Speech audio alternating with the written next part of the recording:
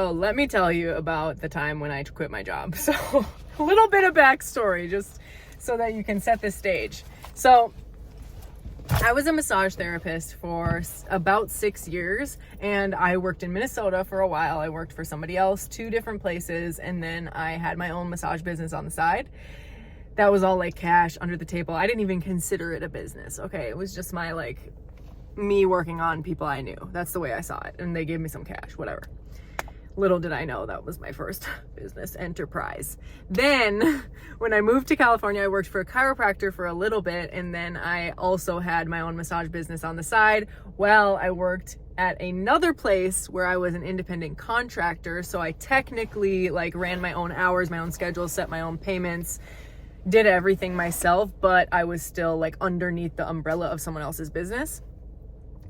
So I worked semi for myself. I had the control over my schedule and over how much I was getting paid, but I was still in someone else's business, and I was still making it into this obligation story for me. So when I got divorced in 2021, the next year was when I skyrocketed my massage world. I tripled my income. I started learning about phase 2 and started applying it to my business. And within months, I tripled my income. I negotiated a higher percentage of what I was taking home. I raised my prices. I changed so many things about the way everything was working, and got to this point where I was okay, I'm making more money than I have ever made, that I could ever need. I have all these clients who love me. I can take time off whenever I want. I was traveling a bunch. I was hanging out with my super sexy boyfriend at the time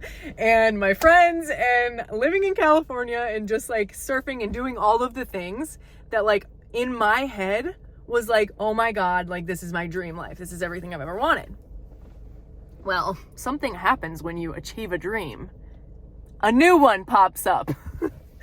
And for me, it was I had all of these things and I was fucking miserable. I was miserable. And it's so crazy to think about, because I was so miserable, and so I couldn't possibly appreciate anything I had. Just the way that I was at, my emotional state at the time, my awareness was not there to appreciate what I had done, accomplished, who I was being, anything about it. I was just miserable.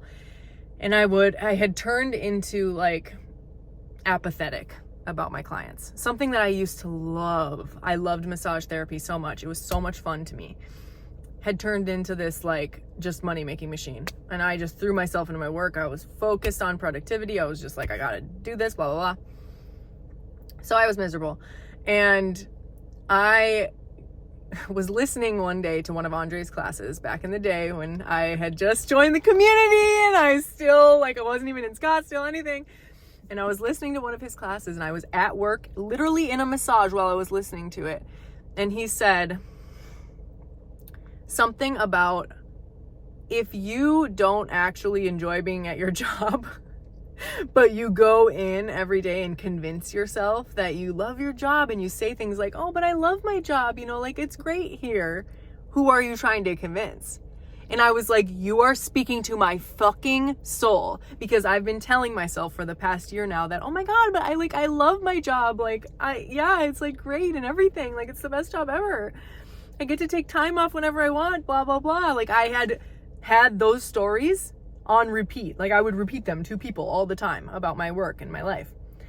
And it hit me that I was oh my God, I am seriously living in a delusion, because I don't want to do this. If I'm being real with my feelings, I don't want to be doing this anymore. This experience has expired for me. I'm bored of this. I'm done. I need to do something different. And literally that day I was I'm putting in my notice. I'm done. I gave them a month notice, because I was the one bringing in a lot of the money there, and I was okay, you know what, I'm not gonna leave you hanging. I'm gonna train somebody. I got you covered. You guys have been really good to me. This is great. So I gave them a month notice, worked out my month, sat there listening to Andre's classes every day, trained somebody new, and then was done. And I had no plan, okay? I had no idea what I was gonna do. I was I am I just know I'm done with this. That's it. So I quit. And then for about a month, I was spiraling. I was like wandering around, going on walks, distracting myself with my boyfriend, going surfing. Also, I was about to move. So I was trying to find a new place to live while not employed, like freaking out. Like everything was just chaos, it felt like. And I was still avoiding my feelings. So I'm like, okay, I made the big intuitive decision. I quit the job, but I'm still sitting here like, I don't know what I'm doing next. And I'm still trying to figure it out. But the phase 2 Scottsdale retreat was coming up at the end of May. And so I had put my notice in at the beginning of April. So end of April, I left my job. All of May was the spiraling period. And then May 26th was when I went to the Scottsdale retreat and met Sam and Andre in person and unplugged myself from the fucking matrix. That retreat, there are no words. I could make 12 videos about how that retreat affected me, but that's not what this is about.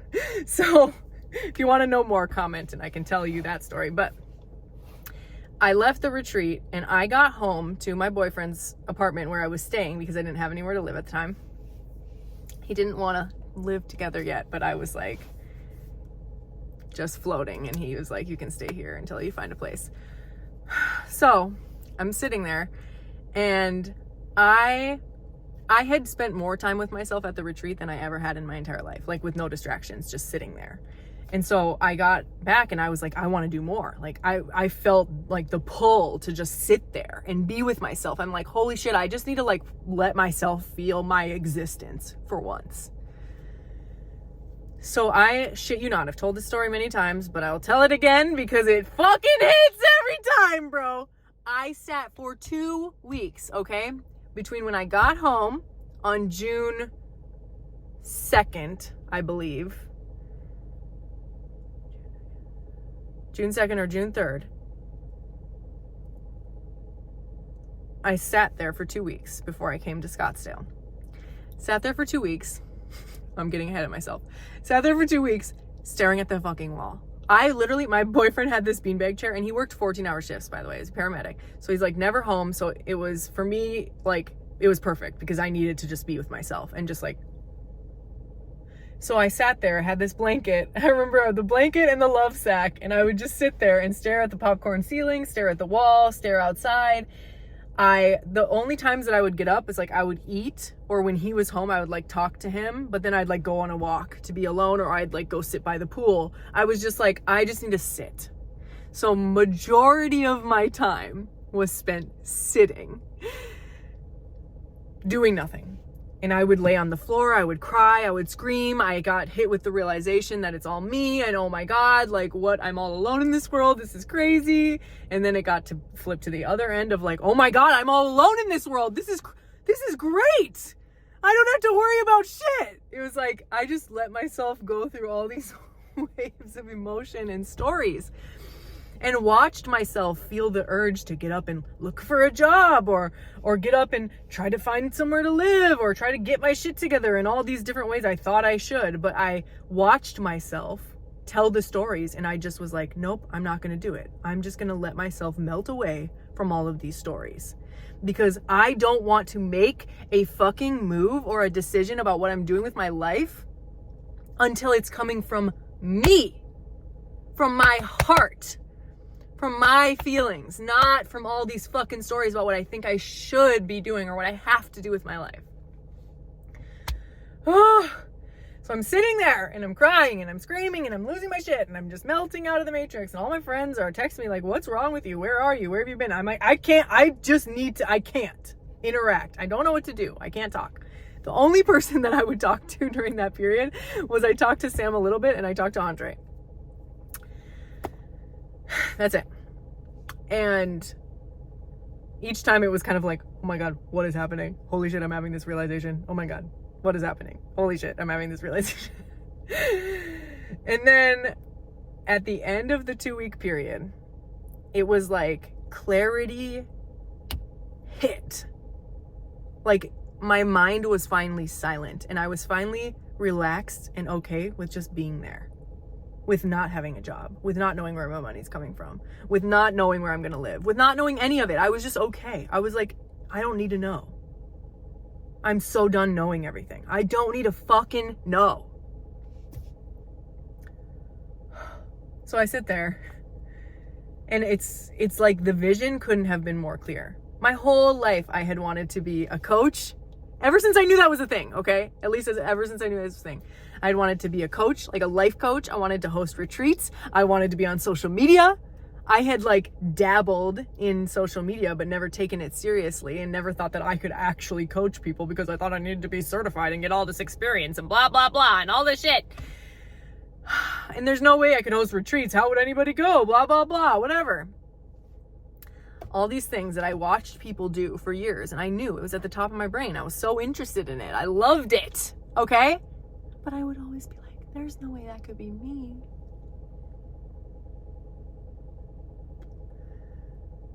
When the veil lifted after that 2 weeks, and it was just like, I can see now exactly what the vision is of what I want for my life. I still didn't know how to make it happen, but I knew I had somebody who did, and that was Andre. And my intuition told me, tell him what you want to do. Tell him what you want to do. And I was like, it was so clear. I can't even tell you, like, clarity beyond belief. Okay. So I go, all right, this is what I want to do, blah, blah, blah. Okay, great. The series of events that unfolded after that message are nothing I could have predicted. Nothing I could have predicted. I couldn't have predicted that Andre would be like, at 4 a.m. one day, be like, yeah, we're coming to get you from California, so hope you're ready today. And that I would break up with my boyfriend that day would be the last time I saw him or any of my friends in California. That I had everything that I owned already basically packed in my car, but I packed the rest of it, drove to fucking Scottsdale and never looked back. Still, with no plan of how it was all going to work out.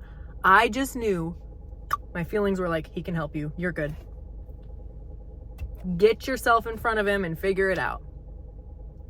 I had already paid for the next retreat in Hawaii. I was signed up to go. I was like, because he had booked that one while we were at the Scottsdale retreat. So I already knew I was coming back, okay? I already knew I was in the vortex.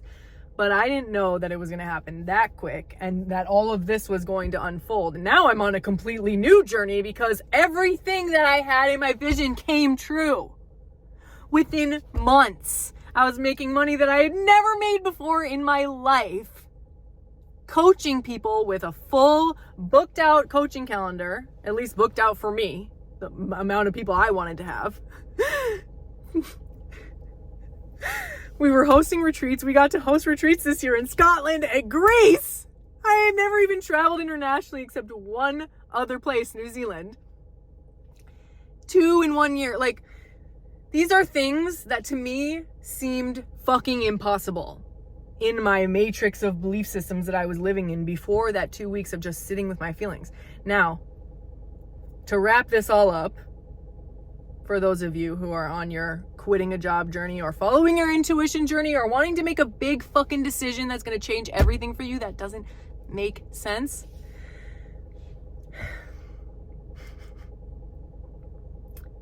If you can see it in your mind, it's there for you. You don't have to know how it's going to happen. And it doesn't have to take you 2 weeks of sitting there staring at the wall like me either. It doesn't. That was my experience. Doesn't mean that's going to be your experience. You could sit there for 5 minutes and feel your feelings and be like, actually, I know what it is. Because I was just playing dumb that whole 2 weeks. I knew that's what the vision was because I knew it for years. For years. Just like I knew the vision of me expanding my whole massage journey into having this like thriving business with clients, I knew that was a vision too. It all unfolded because I saw it in my mind first. That's everything in your life. You don't have to wait until things turn into a fucking catastrophe to be honest with yourself about what that vision is and let your intuition show you the next step.